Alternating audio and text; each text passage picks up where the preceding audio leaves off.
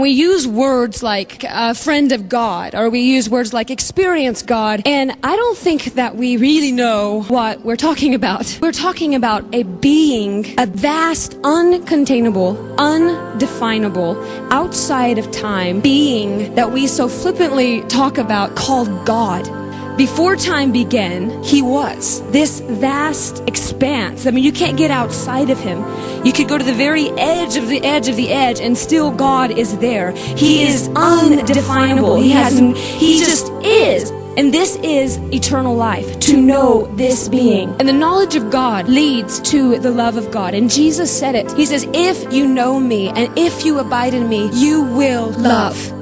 And this is a generation that will have visions and visitations and will see things like no other generation has ever seen. But at the end of the day, did you learn to love? Did you learn to love? At the end of the day, when it's all said and done, and you are just a naked human soul before the throne of God, did you learn to love? Life is a vapor. For real. Life is a vapor. And you are not of this world. For real. It's not just a nice song. It's not just a nice thought. It's not an escapism just to kind of get out of responsibility. It's a reality. You are not of this world. You are going to die in about 50 years. For real. Maybe sooner. At best. Life is a vapor. You are going to die sooner than you think. You are going to face the uncreated one in your barrenness, in your raw self. You are going to face the uncreated one. All flesh is grass, fading away. Only you last, only you remain. All flesh is grass. But what you do in this age with your heart's response in love is the only thing that matters in the truest sense of the word. It is the only thing that matters. Why are you here? To choose love. You are made for the uncreated one. And the one thing that He wants from you is your voluntary love. Your voluntary love. He wants you to stand without offense, and He wants you to stand in the knowledge of Him in voluntary love. And one of the number one ways that voluntary love is expressed is through pouring out your lives for your brothers and your sisters. It is a violent reaction when you go against the current of the age and you say, I will not live for myself. I will not live pursuing my own way. I will not build my own kingdom. I will not go my own way, but I will choose to go low in humility. I will serve my brother. I will serve my sister. I will lift them up and making them greater than I, knowing that in the age to come, I am storing up riches upon riches upon riches upon riches, which in just a moment I will see. It is a violent thing to stand in an age of lovelessness. It is a violent thing to stand in love before the uncreated one and say, I want to love you with all my heart, you who I cannot see. May my life scream transcendence. There is a God. There is a God, and He has a Son, and His affections are on me. And the expression of those affections in this darkened world is my life poured out. The reason why the greatest expression of love in this age is servanthood is because He is a servant. You want the knowledge of God? Become as He is. Look at Him and then do what He does. You will be flooded with the knowledge of God. If you want the kingdom of heaven, you want the power encounters that you're looking for, that I'm looking for. We want this realm of eternity. Become a servant of all. It is the surest and the only way to the knowledge of God, because He is a servant. That is His very nature. He serves. He comes and He gets under the people. He comes just like He did the first time. He is a servant. Yes, He is a great king, but He is a great king who serves. If you want the knowledge of God and you want supernatural encounter, dreams and visions and healings and encounter, dive deep into the love of God and express it through loving your brother, and you will be flooded with the knowledge of God. You will be flooded with the knowledge of God. The knowledge of God always leads to love. Always. It always leads to love because He is love. If you know Him, He goes, how can you say you love God but you hate your brother? He goes, you're a liar and there's no truth in you. And do you know what it means to hate your brother? It doesn't mean only to be like, oh, I hate her. That's not the only thing that hate means. Hate means jealousy, contention, strife. Those kind of things are birthed in a hate for your brother. Those kind of things are what led, Cain to kill Abel. It was the jealousy and the contention and the strife that created a hate in his heart. If you embrace hate, you become like the enemy.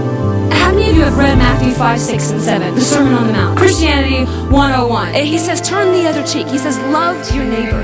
This is the way of the kingdom. Yes, we are going to do great exploits. Yes, we are a generation who will stand in a warring spirit. Yes, we are a generation who will lay hold of the things of God. But how will we do it? We will do it through the power of passion, through the power of love. It is violent. There's a great equalizer called eternity. And it doesn't matter what sphere you might have or what hand you've been dealt, so to speak. It doesn't matter what your circumstance is. If your parent, you have a horrible home life and you have all of these issues that you're trying to work through. Nobody's mentoring you. Nobody's going to bring you to the fullness of who you are. You have all of these things that you're facing and nobody's really there to help you. Those things are not going to limit you from being great in eternity. And you're going to die in a minute anyway. You may not have a great sphere in this life. You might and you might not. It doesn't really matter. But if you don't, you can be eternally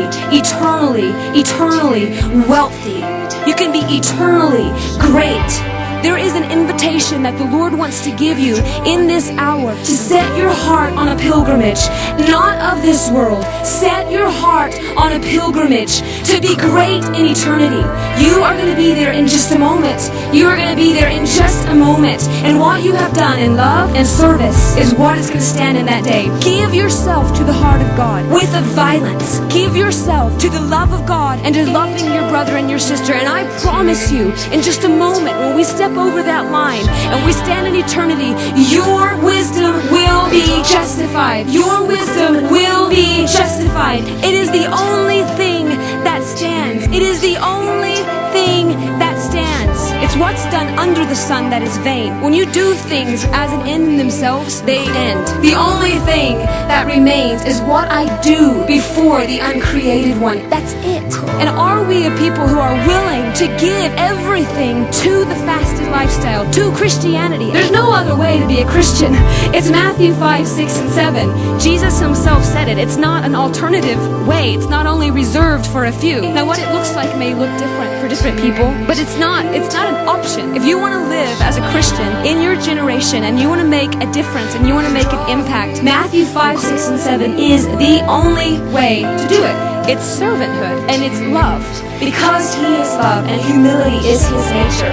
You want the knowledge of God? Then embrace his nature. Embrace who he is. He said, this is how that you know that I am in you and you are in me. This is how you know. If you abide in me and I abide in you. If you abide in me, I abide in you. You will ask what you want and it will come to pass. But do you know how you know if you're in him? If you do his command. And you know what his command is? Love. And I think that the Lord is saying to this generation, die to yourself. Die to yourself that he could live.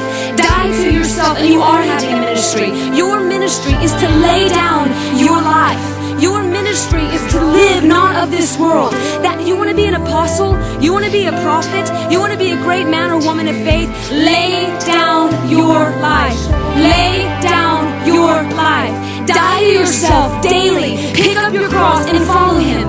Die to yourself through desire, and you will find a romance that will be awakened in your heart because you were made to live with something to die for. You were made to live for somebody else. I mean, have you ever, it's like romance. It's giving yourself to someone else. It's living totally other than, there is a passion inside of the human soul. And I think it's even unique in this generation that we want something to live for, to fight for, something to die for.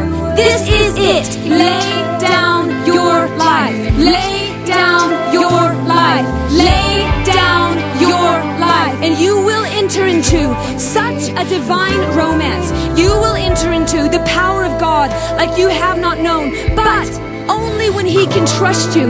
When he can trust you is when you're walking in true humility. when we are walking as He walked in this life, not of this world. My heart's set on a pilgrimage, not clinging to things, not grasping for the wind, not of this world, walking steadfast day by day by day, abiding in love, doing what He has commanded, living in an expression of His heart in this age. My ultimate destiny is to become one with the uncreated one. My ultimate destiny is to marry the Lamb, and I want to be equally yoked in that day. I want to be equally yoked in love, and to be equally yoked in love, I must be as He is, holy as He is, not of this world, not given to jealousies, to strife, and to contentions and the things that weigh us down, not the lust of the age, not of this world. It's all fading away anyway. It's all fading away. It's just a grasping after the wind, all of it. The only thing that remains is the heart ablaze in the emotion and the knowledge of God. The heart ablaze in servanthood. The heart ablaze in love for the uncreated one. This will remain. This is wisdom. The days are short. The days are very, very, very short. Not only are you going to die in a minute, but it's the end of the age. The days are very, very, very short. And He wants friends in this hour. He wants friends of the bridegroom, for real. He wants apostles, and He wants prophets, and He wants people that He can entrust Himself to, who will not cling to the people, who will not take His sheep and may build their own kingdoms. He wants shepherds after His own heart, and His heart is a heart of a servant. His heart is the heart of a lover. You want to be a shepherd after His own heart? Do you want to stand in the counsels of God and hear what is going on in the emotions and between Jesus and the Father and the Holy Spirit? You want to be a friend of the bridegroom? Do you want to be a radical forerunner at the end of the age? Love and love well, and serve with all of your heart, your soul, your mind, your strength. Go low and He will lift you up, and your wisdom will be justified. This is all that remains. This is all that remains. Every time you say yes, you are recoding your inner man, and you are living from a different age. When you say, I choose love, I choose love. I will not take vengeance. I will not take revenge. I will not be jealous. I will not live according to my flesh. I choose love. You are working that muscle, and you'll be strong in that day, and you'll be strong in this day. And that's the only thing that remains. Fill us with the knowledge of You, O God. Fill us with the knowledge of You. Teach us the simple way. Show us how to serve our brothers and sisters. Teach us the way of greatness.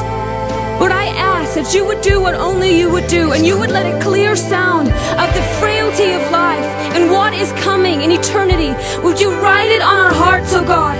Write eternity upon our hearts. Write eternity upon our hearts. That we would live for the age to come. That we would not be of this world. That we would not be weighted down by jealousies, by contentions, by striving, by the lust of the age. Oh God, I ask that You would invade this generation with the knowledge of You.